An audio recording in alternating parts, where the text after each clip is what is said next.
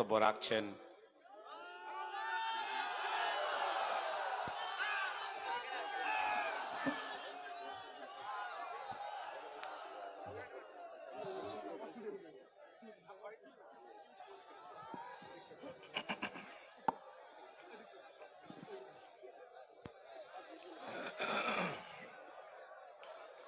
আসসালামু আলাইকুম ওয়া রাহমাতুল্লাহি ওয়া বারাকাতুহু।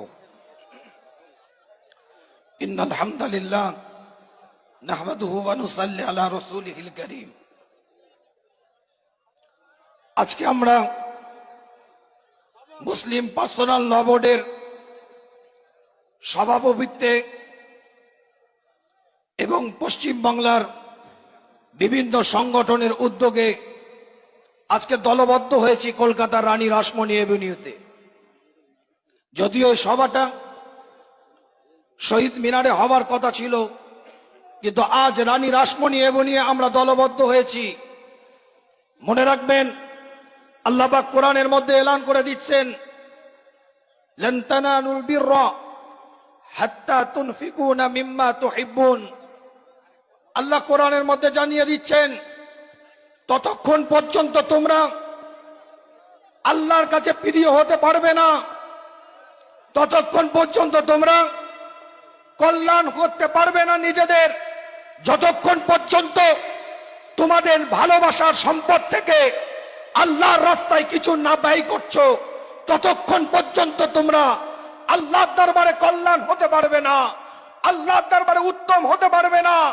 আজ ভারতবর্ষের যে ওয়াকফ আইনের উপরে হস্তক্ষেপ করা হচ্ছে, মনে রাখবেন, এটা কারো বাবার সম্পত্তি নয়, এটা আমাদের পূর্বপুরুষের রক্তের পানি করা অর্থ দিয়ে আল্লাহর রাস্তায় ব্যয় করে গেছে। নারায়ে তাকবীর, নারায়ে তাকবীর। আল্লাহ নবী আল্লাহ রসুলের যুগে একজন সাহাবা এসে সরকারে কায়নাতের দরবারে, মদিনাতুল আলের দরবারে, ইমামুল মুরসালিনের দরবারে এসে বলছে, হুজুর আমার 7টা বাগান আছে, 600 খেজুরের গাছ আছে। আল্লাহ নবী আল্লাহ রসুলের দিকে তাকিয়ে বলছে, হুজুর কি করব? হুজুর বললেন, তুমি আল্লাহর রাস্তায় দান করে দাও। উমর ইবনুল খাত্তাব রাদিয়াল্লাহু তাআলা আনহু তিনি হুজুরের দরবারে এসে, সরকারে কায়নাতের দরবারে এসে, মদিনাতুল আলের দরবারে এসে বলছে, হুজুর আমি খাইবারের বুকে একটা সম্পদ পেয়েছি, সেই সম্পদটা কি করব? বর্তমানে যেটা সৌদি আরবের মধ্যে অবস্থিত খাইবার, এই খাইবারের বুকে একটা সম্পদ পেয়েছি, ওটা কি করব? আল্লাহ নবী আল্লাহ রসুল বললেন, তুমি আল্লাহর রাস্তায় দান করে দাও। ওয়াকফ এটা আজ থেকে নয়, আল্লাহর রাস্তায় কোন জিনিসকে পার্মানেন্ট ভাবে ব্যয় করার নাম ওয়াকফে লিল্লাহ। আজকে আমাদের পূর্বপুরুষ আমাদের এই সম্পদগুলোকে দিয়ে গিয়েছিলেন মসজিদের জন্য, মাদ্রাসার জন্য, মক্তবের জন্য, আপনার কিছু জনহিত কাজ করার জন্য। একটা হচ্ছে রিলিজিয়াস পারপাস, আর একটা হচ্ছে সোশ্যাল কাজ।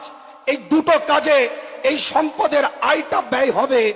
এতদিন আমরা লড়াই করেছি, আজকে জানিয়ে দিতে চাই, রানী রাসমণি এভিনিউ থেকে এতদিন আমরা লড়াই করেছিলাম এনআরসির বিরুদ্ধে, লড়াই করেছিলাম এনপিআর এর বিরুদ্ধে, লড়াই করেছিলাম সিএএ বিলের বিরুদ্ধে। মনে রাখবেন, ওটা আমাদের নাগরিকত্বের অস্তিত্বের লড়াই ছিল, ওটা আমাদের নাগরিকত্বের অস্তিত্বের লড়াই ছিল।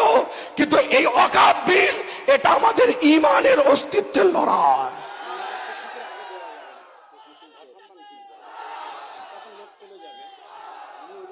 এই ঈমানের অস্তিত্বের লড়াইয়ে আমাদের আগে আসতে হবে। মনে রাখবেন, ছোট্ট করে কথাটা বলি, বিস্তারিত ব্যাখ্যায় আপনাদেরকে বক্তব্য দিয়ে আমি কষ্ট দেব না। বিভিন্ন জায়গা থেকে মানুষ এসেছেন আপনারা। ভারতবর্ষ 1913 খ্রিস্টাব্দে স্বাধীনতার পূর্বে ওয়াকফের উপরে ব্রিটিশ পিরিয়ডে একটা বিল আনা হয়। পরবর্তীতে 1923 সালে সেটাকে সংশোধন করা হয়। জাস্টিস আমির আলীর নেতৃত্বে 1936 সালে সেটাকে আইন স্বীকৃতি দেওয়া হয়। স্বাধীনতার পরে 1954 খ্রিস্টাব্দে নতুন করে আবার ওয়াকফের সংশোধনীয় বিল নিয়ে আসা হয় এবং শেষবার 1995 সালে শেষ আপনার সংশোধন করে ওয়াকফ বিল আনা হয়। আজ যে কর্মকাণ্ডের সাথে আমরা জড়িত আছি, মনে রাখবেন এ কাজ মানবতার কাজ। এ কাজ আজকে আপনার আমার নৈতিক দায়িত্ব, নৈতিক কর্তব্য বলে আমরা মনে করব, ইমানি দায়িত্ব, ইমানি কর্তব্য বলে মনে করব। আজকে আল্লাহ আমাদের সকলকে দলবদ্ধভাবে, একতাবদ্ধভাবে এক প্ল্যাটফর্মে দাঁড়িয়ে মাসলাক যার যার, ইসলাম সবার, এই জায়গায় দাঁড়িয়ে প্রতিবাদ করতে হবে। বন্ধ করেন দলাদলি, বন্ধ করেন ইখতিলাফ, বন্ধ করেন জুজিয়াত মাসলাকের ইখতিলাফ। প্ল্যাটফর্ম তৈরি করেন, একটা জায়গায় এসে ও আপনার মুসলিম পার্সোনাল ল বোর্ডের হাতকে মজবুত করেন, যে হাত যেন এই কালো আইনের বিরুদ্ধে লড়াই করে ভারতবর্ষকে নতুন দিশা দিতে পারে। স্বাধীনতার পিছনে আমাদের অবদান আছে, ভারতবর্ষের স্বাধীনতার পিছনে আমাদের অবদান আছে। আমরা স্বাধীনতা দিয়েছি ভারতবর্ষকে, মনে রাখবেন যেমন ভারতবর্ষের স্বাধীনতার পিছনে আমাদের অবদান আছে, তেমন ভারতবর্ষের সংবিধানকে অক্ষুণ্ণ রাখা আমাদের দায়িত্ব আছে।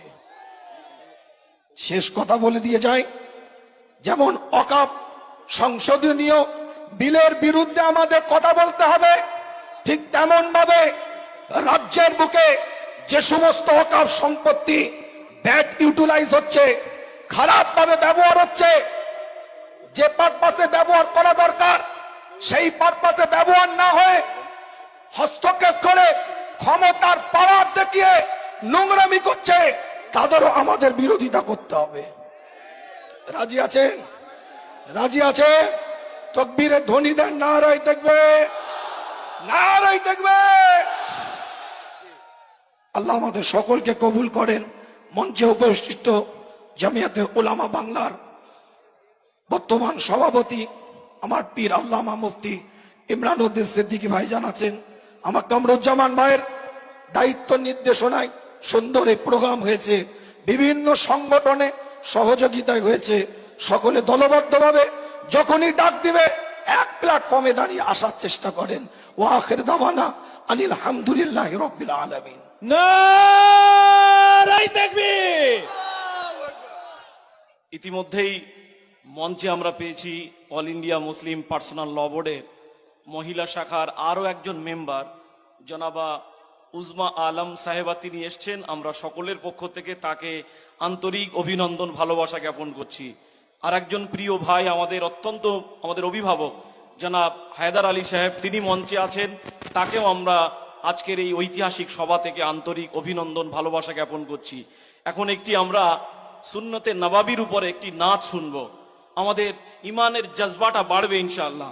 ভাই জসিমউদ্দিন এখন আপনাদের সামনে একটি নাচ পরিবেশন করবে, তারপরে আমাদের পীর সাহেব হুজুর দোয়া করবেন এবং কিছু কথা রাখবেন।